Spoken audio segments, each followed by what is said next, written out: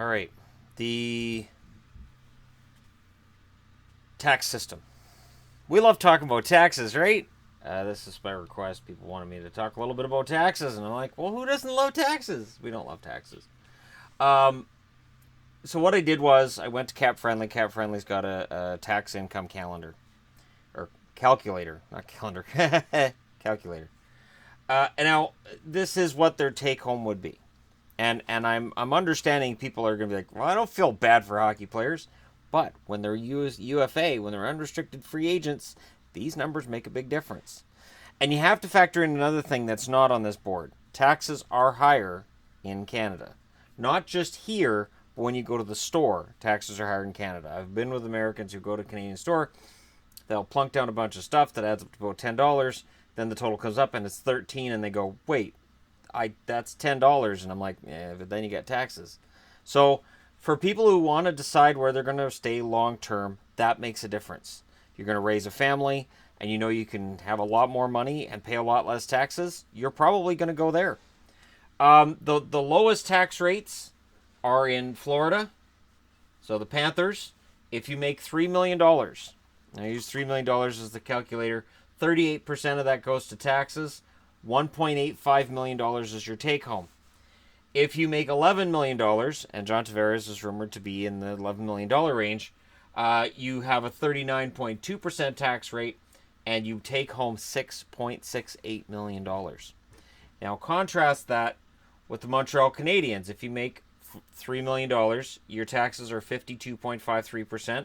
You take home $1.42 million of that $3 million. And then if you make $11 million, like certain Tavares does, 53.1% is your tax rate. You take home $5.15 million. So if you're being offered $11 million by the Nashville Predators and the Montreal Canadiens, the actual difference is $1.5 million in take-home pay. Montreal has to overpay players. This is why fans in Canada might get angry, and they usually do, about, why don't Canadian players want to play in Canada? Well, let's see. In Toronto, your taxes are 53.22% if you're John Tavares signing for $11 million. Your take-home's $5 million. Again, that's against $6.68 million for Tampa.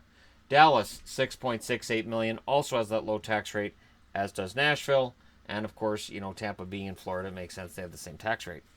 There's no city taxes, no state taxes. You're just paying your federal tax. If you're working in California, you're paying more in tax. 52.29% on $11 million. 50.67% on $3 million. So your take home's $1.479 million of $3 million for both Anaheim and LA. And if you get traded and you go, say, up the 405 a little further, maybe it's the 405. I'll say I-5. I-5 goes down to California. I'm dropping it. You go further up the highway, you're still paying 52.29%. But if you go up to Vancouver, it drops to 47.45%, and you take home $5.77 million on $11 million, or $1.59 million on $3 million. So of the Canadian teams, you get to keep your money in Vancouver, you lose your money in Toronto, you lose your money in Ottawa, you lose your money in Montreal. You get to keep almost the same amount in Edmonton and Calgary, and if you're in Winnipeg, you pay more than you do in Vancouver or Edmonton or Calgary. And it makes a difference.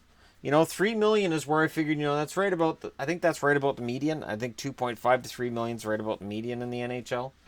It's got to be getting up there anyways. If you're a decent player, you can make that. But if you're in Minnesota and you get traded to Montreal, your pay just got cut by $140,000 that year.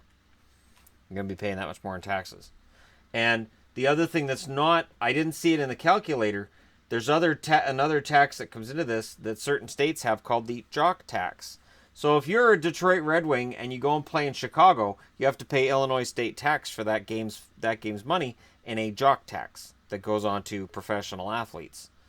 So it can add up to a lot of states. I was reading an article on it, and they talked to a professional accountant, and he said you can have 21 states on somebody's tax return, and it's his job to narrow that down and to get as many deductions in there as possible so that that gets narrowed down. But it's crazy. It's crazy the amount of a difference. And this is where the salary cap kind of looks a little bit like a lie, because these taxes mean that everybody's got the same cap, but certain teams are going to have to overpay based on taxes. Because seriously, if I have a choice between going to Arizona or Anaheim, all things being equal, I'm probably going to go and play for Arizona because I get to keep almost $1 million more if I make $11 million a year. That's almost $1 million a year more. And if I'm making $3 million, I get to keep $250,000 more of my money. And we could talk about who's greedy and who's not, but if I told you, okay, where you're living right now, you can bring home X amount of money, but if you move down the street there, you can make an extra 200 grand. You're packing. You're not asking me about what the conditions are. You're not asking me if that part of the town is on fire. You're just like, I get to keep 250,000. Holy crap, I'm going. And I'm sure that for some of these players, and they won't say it publicly because they don't want to, get raked over the coals for it. But I'm sure that for players who sign in Florida and Tampa and Nashville and Dallas, that they're like thinking to themselves, I get to keep so much more money. I get to take care of my family. I get to put more money in the bank. And when I go to the store, I don't get raked over the coals and taxes then either. And Arizona and Alberta's had very low taxes for a long time, but with the downturn in the oil industry, those taxes have started creeping up. And if Alberta, if their economy does for some reason falter, those taxes will go up some more, because that's kind of how things work in Canada, which is when there's an issue, the taxes will normally go up to try to make up the shortfall. Whereas in the States, it seems like there's governments that are very resistant to that. I'm looking at Florida, I'm looking at Texas, and to some extent, even Carolina, you get to keep $6.05 million, but Illinois you get to keep 6.27, Colorado 6.17.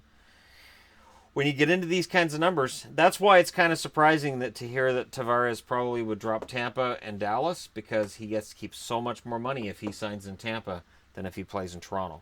So if he does sign in Toronto, don't just say, oh, it's great he's coming to play in Toronto. Realize how much money he's giving up. If it's a 7-year contract and he's losing $1.5 million a year, he's sacrificing $10 million in take-home pay to go and play in Toronto if he makes $11 million a year. And the funny thing is, we're still going to hear how greedy he is. Anyways, this is the taxes as they are. I could go through all 31 teams, but I don't think I really need to. I just wanted to get into the high and the low here and show that, yes, there's a $1.5 million difference here if you make $11 million a year, and there's a $400,000 difference if you make $3 million. Your top is $1.85 million, your low is $1.42. That's your take home. And that, again, isn't taking into consideration when you go to the store how much more you're paying for your groceries and taxes, and for taxes on everything else, whether it's cars, appliances, everything else. Everything has taxes, and they vary by location. So if you're looking to plant your family somewhere and take care of them, this makes a difference. Let me know your thoughts in the comment section below. Don't forget to hit like and subscribe if you're browsing your way through. You just happened upon this video. Taxes. There's not much that's more fun than taxes. Let's all enjoy taxes. I'll talk to you guys again soon.